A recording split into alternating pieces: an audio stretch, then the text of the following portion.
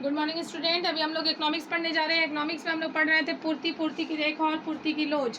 पूर्ति की लोच के तरीकों को बताइए। आज ये लास्ट चैप्टर होगा, इसका लास्ट वीडियो होगा, क्योंकि मैंने आपको बता दिया पूर्ति की लोच को प्रभावित करने वाले तत्व, पूर्ति की लोच कितने प्रकार के होते हैं और पूर्ति किसे कहते हैं, ये सारा चीज़ें हम लोग देख चुके हैं। आज हमें देखना है पूर्ति की लोच के तरीकों को बताइए। पूर्ति की लोच के माप के तरीकों को बताइए। पूर्ति की लोच के माप के तरीकों को, मतलब उसे किस तरह से मापा जा सकता है के माप। पूर्ति की लोच के माप के तरीकों को बताइए, है ना। उसे किस तरह से मापा जाता है ये बताना है आपको। माप के तरीकों को बताइए। क्या उसके माप के तरीके हैं? तो देखिए, जैसे आप देख रहे हैं, उसकी माप के दो तरीके होते हैं। पहला होता है प्रतिशत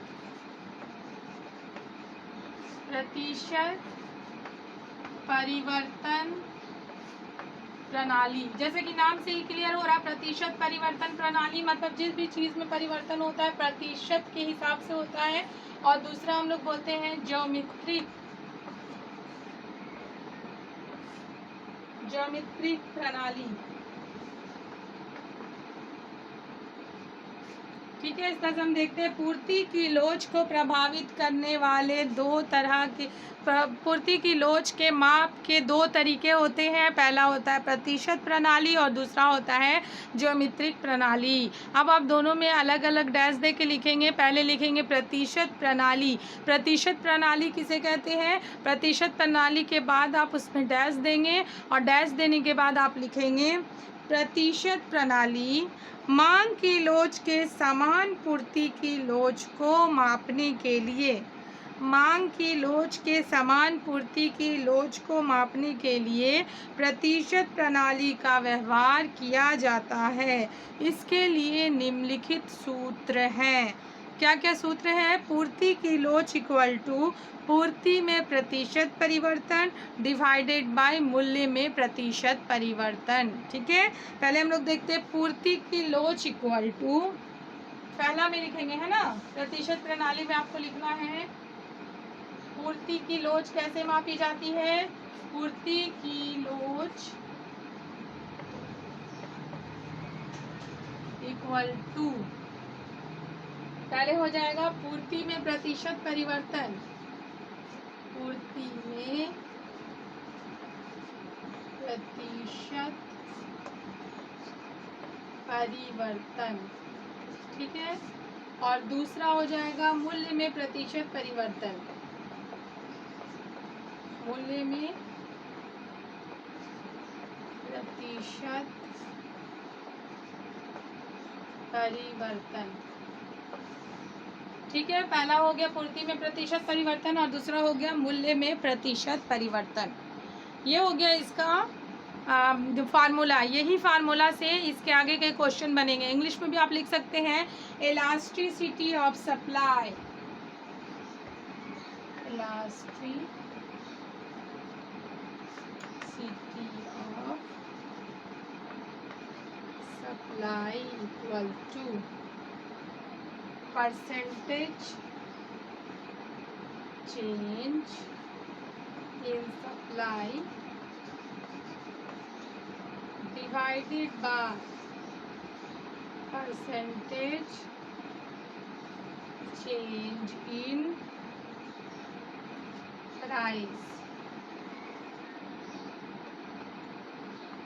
ठीक है, आपको करना क्या है? परसेंटेज चेंज इन सप्लाई और परसेंटेज चेंज इन प्राइस। ये समझ में आ गया। प्रतिशत परिवर्तन प्रणाली किसे कहते हैं? पूर्ति की लोच का इसमें फार्मूला क्या है, इसे अच्छे तरह से देख लीजिएगा। अब इसके बाद हम लोग पढ़ेंगे ज्योमेट्रिक प्रणाली। दूसरा नंबर में है ज्योमेट्रिक प्रणाली किसे कहते हैं। तो ज्योमेट्रिक प्रणाली इसी के अंतर्गत आता है ना। पहला में था प्रतिशत प्रणाली, दूसरे में है ज्योमेट्रिक प्रणाली।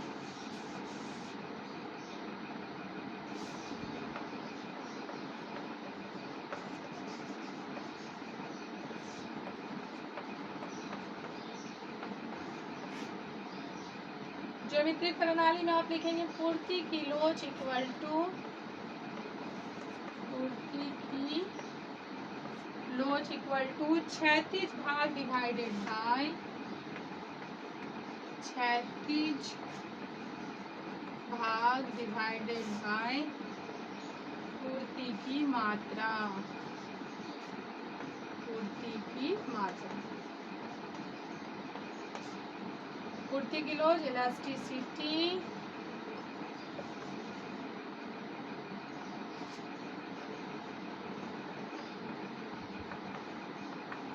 elasticity of supply equal to horizontal segment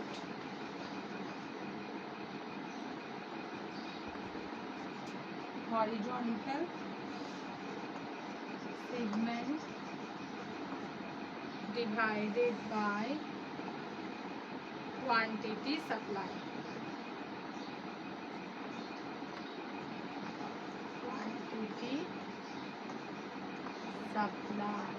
ठीक है,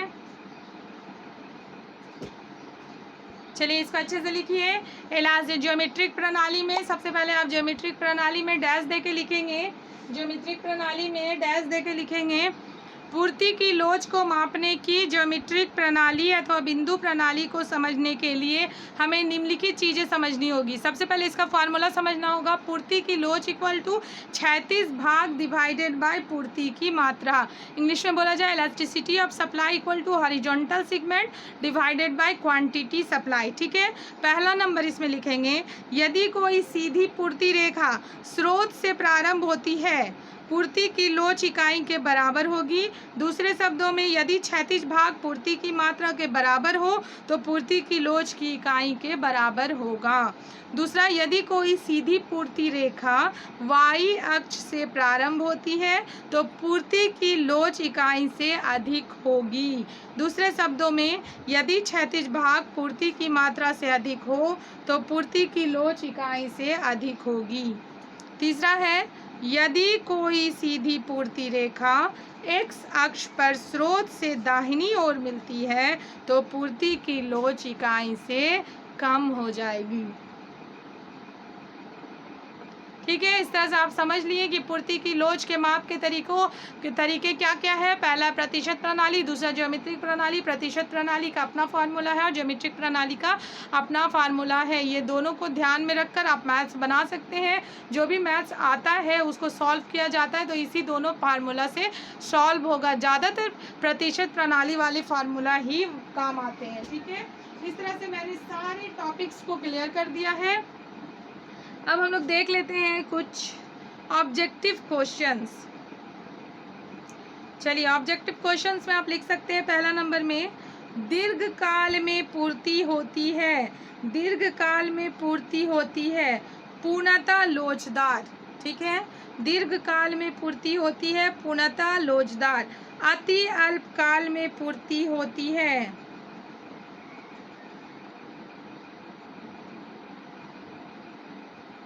दीर्घकाल में पूर्ति होती है लोचदार। ठीक है, दीर्घकाल में सबसे पहला क्वेश्चन था दीर्घकाल में पूर्ति होती है लोचदार। अति अल्पकाल में पूर्ति होती है पूर्णतः लोचदार। यदि टेलीविज़न के मूल्य में, तीसरा नंबर, यदि टेलीविज़न के मूल्य में 15% वृद्धि के फलस्वरूप उनकी पूर्ति में 25% वृद्धि हो जाए तो टेलीविज़न की पूर्ति की लोच होगी इकाई से अधिक।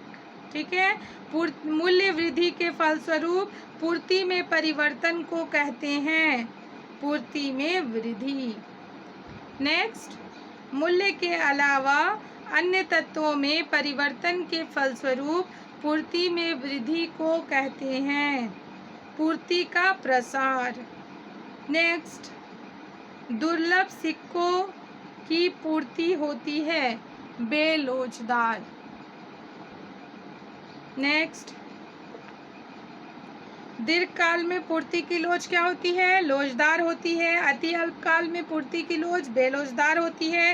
किसी वस्तु के मूल्य में 15% वृद्धि के फलस्वरूप उसकी पूर्ति 25% बढ़ती है तो उसकी पूर्ति की लोच इकाई से अधिक हो जाती है। पूर्ति की मात्रा स्टॉक की मात्रा से प्रायः कम होती है। दुर्लभ सिक्कों की जो पूर्ति है वो क्या हो जाती है? बेलोचदार हो जाती है। इस तरह से मैंने ये चैप्टर आपको ख़त्म कर दिया। अगर इसमें कोई भी क्वेश्चन हो तो आप मुझसे पूछ सकते हैं, और इसके आगे जो कल हम लोग वीडियोस में पढ़ेंगे तो हम लोग न्यू चैप्टर पढ़ेंगे। ठीक है, थैंक यू।